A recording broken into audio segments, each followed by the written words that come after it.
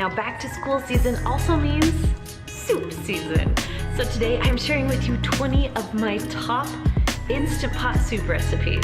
I hope you guys are ready for this. Let's just jump right in.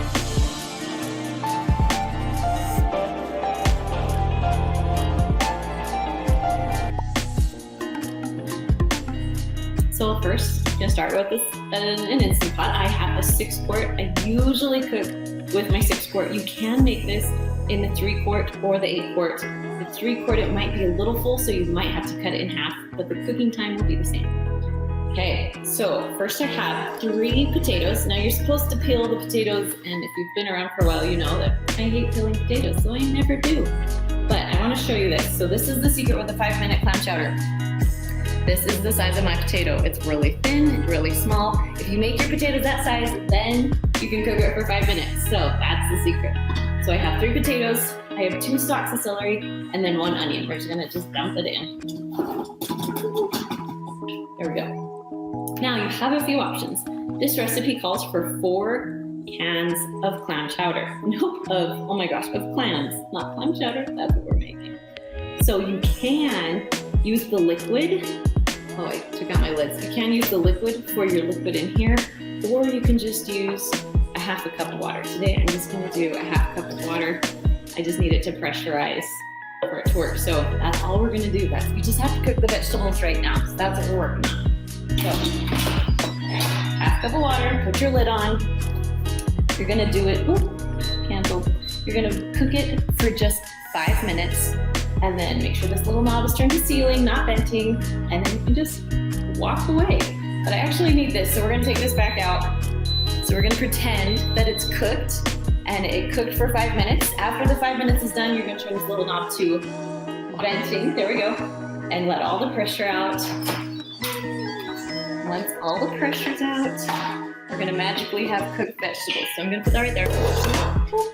And I already have some cooked for you, so we can finish making this recipe. Okay, so I use water in here also, if you can see. There we go, all the cooked vegetables. So you're gonna push cancel when it's all done, and then you're gonna push the saute button. You gotta get it kind of hot in here, so that is the plan. All right, you're gonna take your 4 cans of clams, not clams. There we go. And you're just gonna dump them all in. Now, if you've already dumped in the juice, that's fine. You just make sure you want all 4 cans. This makes it, I love when there's extra clams. That's like my favorite. Okay, got all my clams in. There we go. Okay, now I'm gonna put some spices in.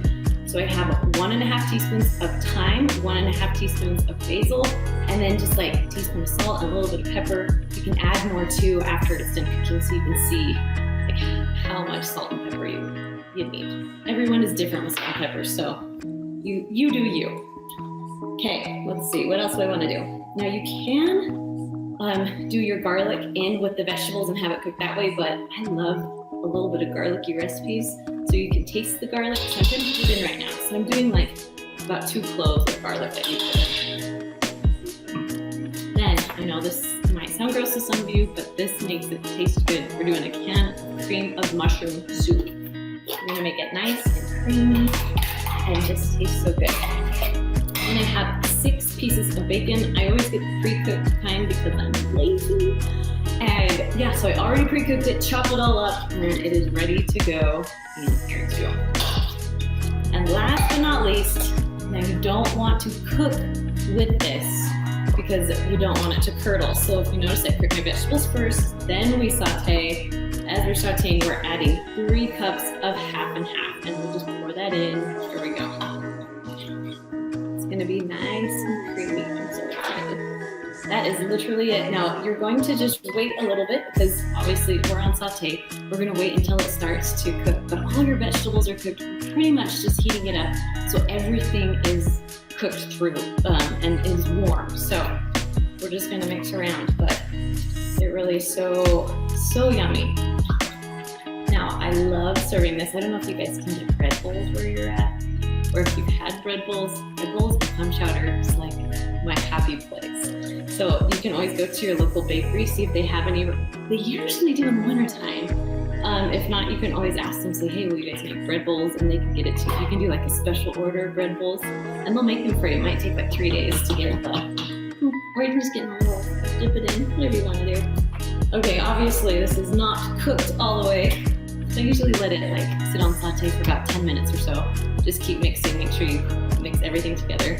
But for the most part, it's amazing, guys. So you're going to just keep it on saute until if you want it heated all the way through. If you want it really thick, you just keep it on saute, it will thicken up.